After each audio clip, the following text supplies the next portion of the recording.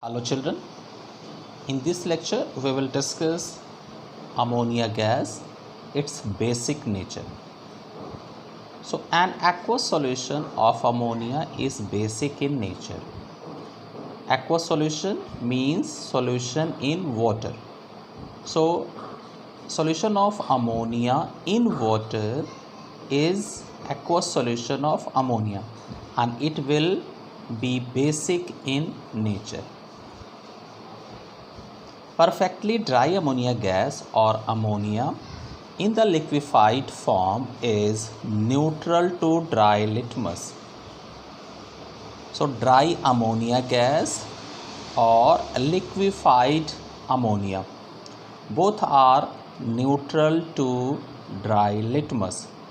Okay, means ammonia gas dry and liquefied ammonia both are not going to show their basic nature with dry litmus. Ammonia is a very weak base. The basicity due to the lone pair of electrons on the nitrogen atom in ammonia. Okay students, so in dry ammonia gas or a liquefied ammonia, in this condition the basic nature of ammonia is due to the presence of lone pair of electrons. Okay students, so due to the presence of this lone pair, ammonia can donate this lone pair to any electron deficient unit, and by donation of this pair of electron it can behave as a base. Okay students, so such units, chemical units which can donate electron are known as Lewis base. So in dry condition or liquefied condition, ammonia is behaving like a Lewis base. Okay students, now next point, liquor ammonia. An aqueous solution of ammonia in water is called liquor ammonia or liquor ammonia fortis. So solution of ammonia in water is known as aqueous solution or liquor ammonia fortis. Okay students, preparation. By dissolving ammonia gas in water using a funnel arrangement similar to the preparation of hydrochloric acid from HCl gas. So we can prepare a liquor ammonia or aqueous solution of ammonia in the same way as we prepare dilute HCl or hydrochloric acid by dissolving dry HCl gas with the help of funnel arrangement in distilled water. Okay students, so same way we can prepare NH4OH or liquor ammonia also. Basic nature of ammonia. The aqueous solution of ammonia, that is ammonium hydroxide, is alkaline or basic and acts as a weak base. Since it undergoes partial dissociation in aqueous solution to give hydroxyl ions in low concentration. Okay students, so according to Arrhenius theory of bases, the aqueous solutions which produce OH minus ions are known as bases. Okay students, so in short we can say that in aqueous state the basic nature of ammonia is due to the formation of OH minus ions, but in dry state or liquefied state the basic nature of ammonia is due to the presence of lone pair electrons. Okay students, so in dry state ammonia is behaving as a Lewis base but in its aqueous solution condition it is behaving as Arrhenius base. Okay students, so aqueous solution of ammonia is alkaline and acts as a base, weak base, since it undergoes this partial dissociation. Okay, so NH4OH is a weak base. Why? Because partial dissociation is taking place, and due to this partial dissociation, comparatively less OH minus or hydroxyl ions will be formed. Okay, so you know that strong electrolytes dissociate completely, whereas weak electrolytes dissociate partially. It means NH4OH is a weak electrolyte, and that is why it will dissociate partially. So comparatively less number of OH minus ions will be produced, due to which this solution, this aqueous solution, will be a weak base. Okay students, the alkaline behavior of NH4OH is due to the presence of the hydroxyl ions. Okay, so as I told you already that aqueous ammonia or NH4OH is a Arrhenius base, because it is dissociating to produce NH4 plus ions and OH minus ions. So due to the formation of these OH minus ions, this is a basic compound and weak base. Why? Because dissociation is partial here. The next heading is ammonium salts. So ammonia in the gaseous form or in aqueous solution, that is NH4OH, neutralizes acids forming the respective ammonium salts. So ammonia in its gaseous state or in aqueous solution state, it's reacting with acids forming ammonium salts under neutralization reaction. So ammonia, being a weak base, accepts protons to form ammonium ions. Okay, so ammonia first take protons and get converted in the form of ammonium ions. It therefore reacts with acids to form ammonium salts, and then this ammonium ion will react with acids to form ammonium salts. Okay students, so preparation of ammonium salts, two methods.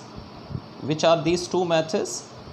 First, we will prepare ammonium salts by reacting acids with ammonia gas, and in second, we prepare ammonium salt by reacting ammonium hydroxide with dilute acids. So these are the two different ways for the formation of ammonium salt. Okay students, so first way is by reacting ammonia gas with dilute acids. Okay, so ammonia with HCl, hydrochloric acid, is forming ammonium chloride. Okay students, and same way here, ammonium hydroxide, this is aqueous solution of ammonia, is reacting with different acids forming salt and water. So these all three reactions are in a syllabus, and these all three reactions are known as neutralization reaction. So under neutralization reaction, this salt and water will form. Okay students, so neutralization reactions resulting in formation of ammonium salt and water. Then ammonium salt. Ammonium chloride is an ammonium salt which undergoes thermal dissociation on heating, forming NH3 plus HCl gases. Okay, so this ammonium chloride is a solid and this solid, when heated, it's dissociated to form two different gases. The first, ammonia, which is basic natured gas, and the next, HCl, hydrochloric gas, which is acidic natured gas.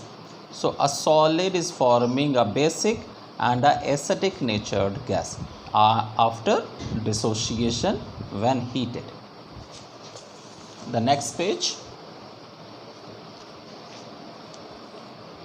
Ammonia gas, basic nature.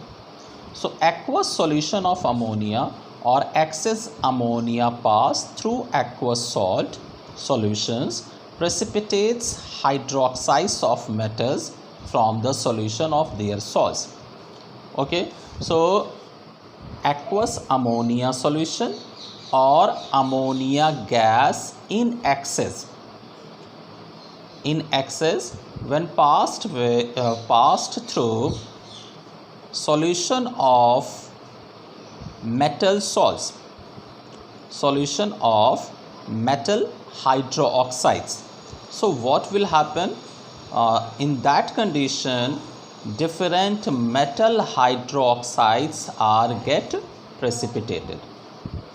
Okay, students. So when aqueous solution of ammonia means NH4OH or excess ammonia gas is passed through aqueous salt solution of different metals, then metallic hydroxides get precipitated, and these reactions are also known as precipitation reaction due to the formation of precipitate.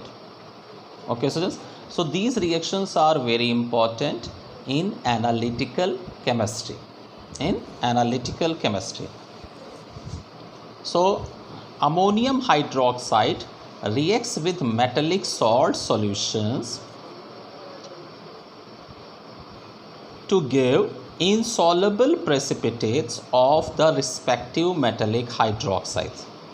Okay, so ammonium hydroxide is forming metallic hydroxide PPT when we are mixing ammonium hydroxide in metallic salt solutions.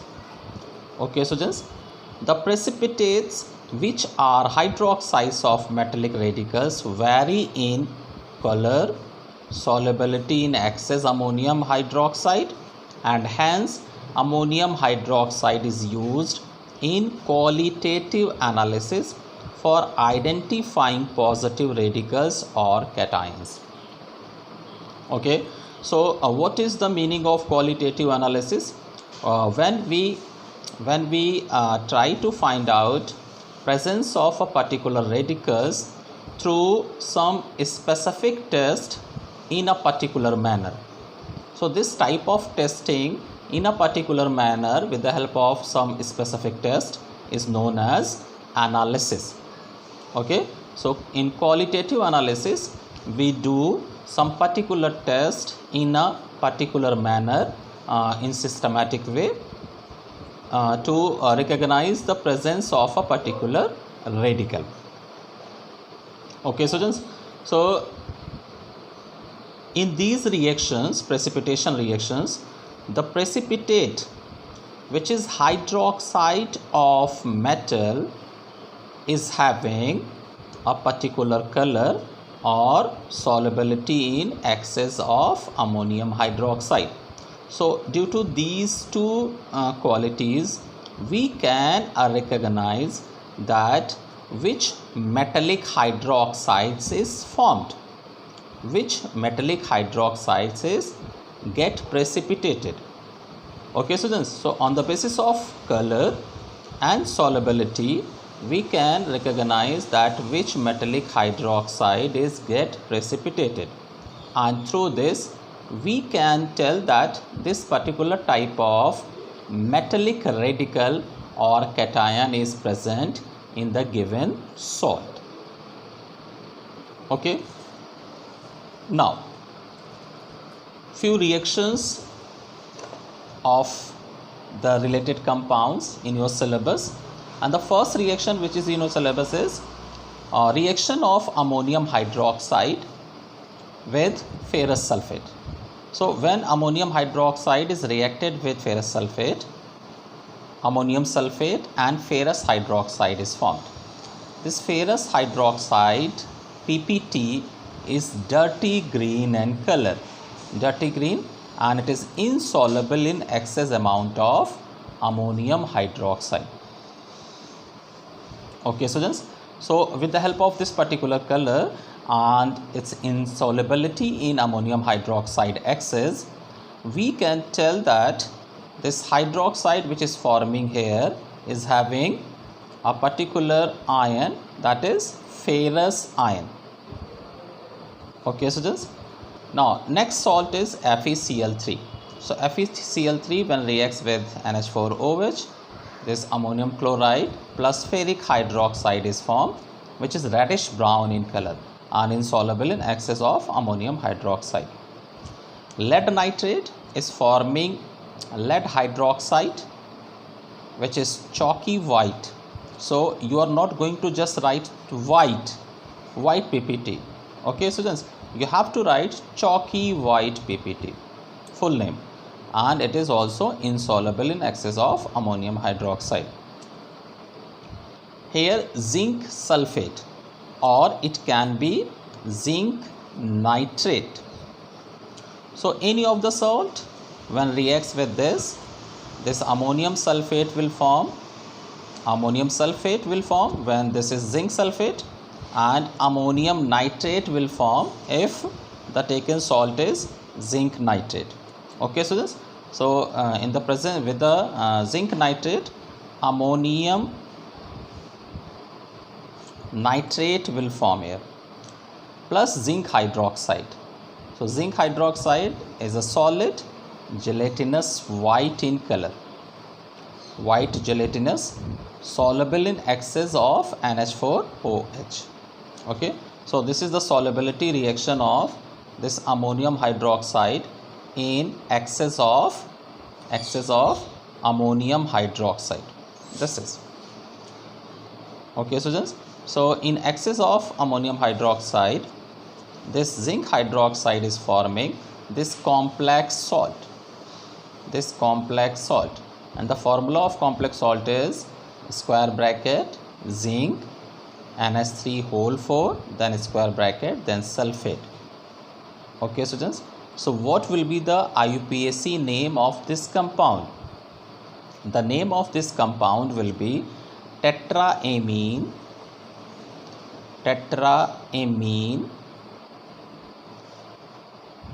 zinc 2 inside bracket and sulfate.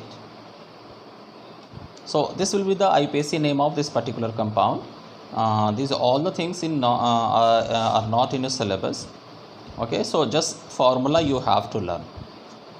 Okay students, then the last salt which is in your syllabus is copper sulfate. So copper sulfate when dissolved in ammonium hydroxide is forming copper hydroxide, which is pale blue in color, and when excess ammonium hydroxide is used, then this complex salt is formed. Okay, this complex salt is formed plus water. So this complex salt, first copper hydroxide is formed, which is pale blue in color. Okay students, pale blue in color, and this is inky blue solution, inky blue solution or deep blue solution, inky blue or deep blue solution. Okay, so this will be your observation. So if limited amount of ammonium hydroxide will be used with copper sulfate, then you will get a pale blue PPT of copper hydroxide, and if excess amount of ammonium hydroxide will be used, then you will get inky blue solution or deep blue solution due to the formation of this complex compound. Okay students, same description is given again here also, same description related to copper sulfate. Okay students, Then moving to next page.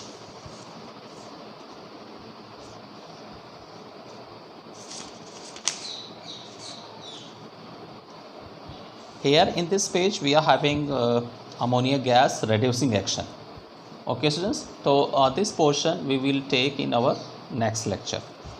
Thank you.